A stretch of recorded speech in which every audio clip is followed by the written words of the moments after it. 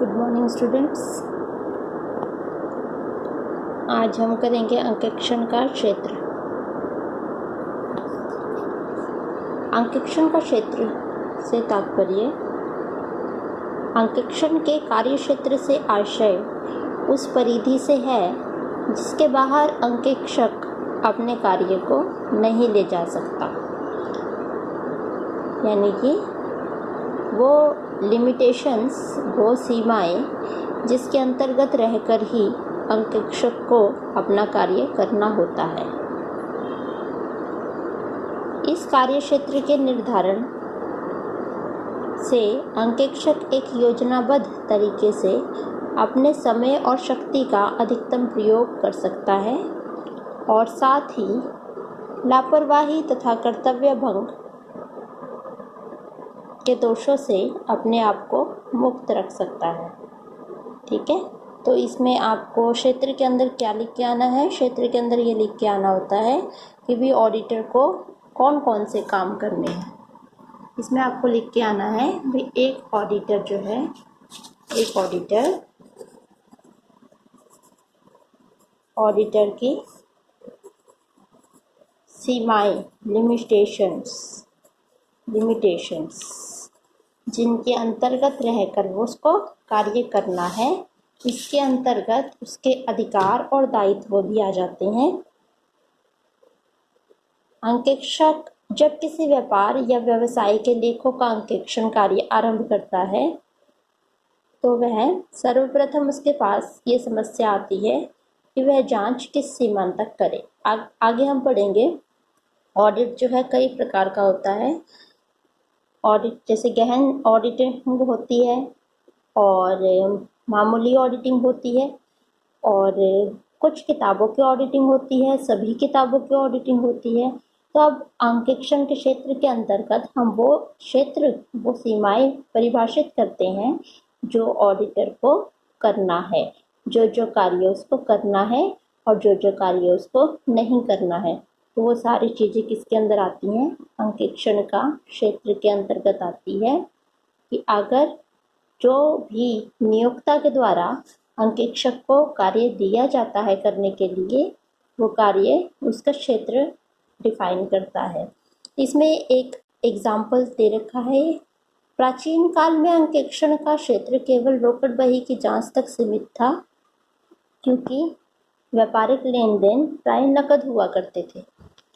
Cash book, केवल cash book का, अब तो जर्नल है, कैश बुक है, लेजर्स हैं, परचेज रिटर्न बुक होती है, सेल्स रिटर्न बुक होती है, कई तरह की बुक होती हैं। तो व्यापारिक लेन देन बहुत बढ़ गए हैं। अब उधार लेन देन होने लगा है। व्यापार में, यातायात में पर्याप्त उन्नति हुई है। श्रम विभाजन और विशिष्टीकरण का अधिक प्रयोग होने लगा है और उद्योग धंधे एकाकी व्यापार और साझेदारी के साथ साथ बड़ी बड़ी कंपनियों द्वारा भी चलाए जा रहे हैं। तो अब इसमें अंकेक्षक का क्षेत्र जो है वो बहुत बढ़ गया है। अब अंकेक्षक को कौन कौन सी किताबों की जांच करनी है और कौन कौन सी किताबों की जांच किस सीमा तक करनी है, ये इस स्कोप के अंतर्गत डिफाइन किया जाता है। इस प्रकार अंकेक्षक के निम्न कार्य हो जाते हैं। पहला है लेखों की अंकीय शुद्धता की जांच करना। अंकीय शुद्धता का मतलब ये है जो डाटा लिखा गया है, जैसे आपने एक एंट्री है Ram account debit to Shyam account 500 रुपये से। ठीक है, राम ने श्याम को 500 रुपये दिए। Debit the receiver, credit the giver. ठीक है, श्याम ने राम को 500 रुपये दिए। तो अब ये 500 रुपये ही दिए थे और 500 रुपये ही चढ़ाए गए हैं, ये होती है अंकीय जांच करनी। वाउचर्स की सहायता से इसकी जांच की जाती है। वाउचर्स की सहायता से लेखा पुस्तकों की जांच सभी उपलब्ध प्रमाणकों, बीजकों, पत्र, प्रपत्रों, कार्यवाही पुस्तिका इत्यादि की सहायता से करनी चाहिए। चिट्ठे में दिखाई गई संपत्ति एवं दायित्वों का सत्यापन एवं जांच करना। बैलेंस शीट में जो भी एसेट्स दिखा रखी हैं, क्या वास्तव में वो उसी मूल्य पर हैं जो भी दायित्व दिखा रखे हैं क्या वास्तव में उनका वही मूल्य है, इसकी जांच करना। नियोक्ता को अपने जांच के परिणामों के संबंध में यथार्थ रिपोर्ट देना, सही रिपोर्ट देना। ये भी इसके अंतर्गत आता है, आपका ऑडिटिंग के अंतर्गत आता है। इसके अतिरिक्त इसमें हम ये देखते हैं कि ऑडिटिंग की कार्यक्षेत्र की विभिन्न सीमाएं कौन कौन सी हैं। अंकेक्षण किस उद्देश्य से कराया जा रहा है, क्या नियोक्ता ने अंकेक्षण के लिए कोई विशेष सूचनाएं दी हैं, तलपट का जोड़ मिलता है या नहीं मिलता है, या इसमें अंतर है। यदि नियोक्ता संस्था है, साझेदारी संस्था है, तो साझेदारी अधिनियम और साझेदारी संलेख, और यदि कंपनी है तो कंपनी अधिनियम, पार्षद सीमा नियम और पार्षद अंतर नियमों की व्यवस्थाओं को ध्यान में रखकर कार्यक्षेत्र निश्चित किया जाना चाहिए। उस व्यापार से संबंधित यदि कोई परिस्थिति है तो उसको ध्यान में रखना है। अंकेक्षण के क्षेत्र को 3 भागों में बांटा जाता है। निजी अंकेक्षण का क्षेत्र, वैधानिक अंकेक्षण का क्षेत्र और सरकारी अंकेक्षण का क्षेत्र। निजी अंकेक्षण कौन सा होता है, वैधानिक अंकेक्षण कौन सा होता है और सरकारी अंकेक्षण कौन सा होता है। इसके अंदर हम ये पढ़ेंगे। निजी अंकेक्षण के अंतर्गत उन संस्थाओं का अंकेक्षण आता है जिन पर अंकेक्षण कराने की कोई वैधानिक बाध्यता नहीं है। निजी संस्थाओं के लिए अंकेक्षण कराना अनिवार्य नहीं होता है।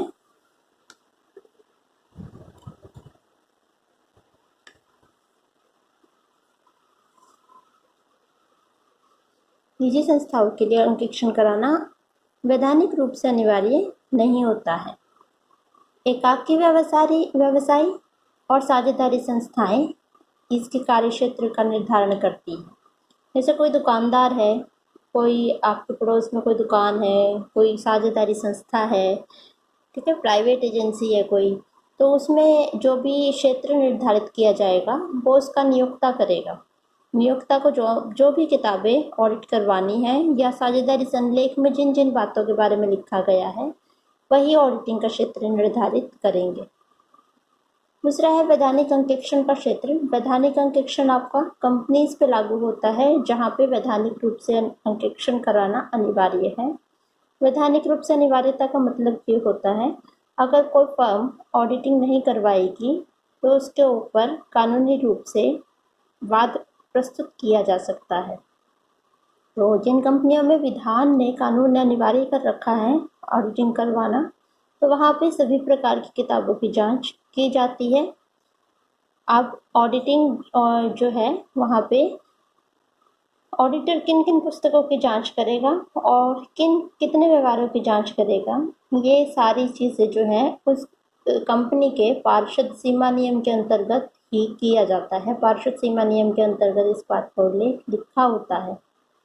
तीसरा है सरकारी अंकेक्षण। सरकार अपने विभागों और अपने द्वारा संचालित एजेंसियों के लिए सरकारी कंपनियां या सरकारी एजेंसियों का जो ऑडिट होता है उसे सरकारी ऑडिट या फिर गवर्नमेंट ऑडिट कहते हैं। जैसे आपका जो कॉलेज है, कॉलेज में जो ऑडिट होता है गवर्नमेंट कॉलेज में, वो कौन सा ऑडिट होता है, गवर्नमेंट ऑडिट होता है। इसी तरीके से और भी गवर्नमेंट की जो संस्थाएं हैं वहाँ पे जो ऑडिट होता है उसको गवर्नमेंट ऑडिट बोलते हैं। तो ये 3 प्रकार का ऑडिट हो गया है, निजी अंकेक्षण, वैधानिक और सरकारी अंकेक्षण। ये अंकेक्षण का क्षेत्र, ये टॉपिक कंप्लीट हो गया यहाँ पे, इसको कंप्लीट कर देना आप। ओके।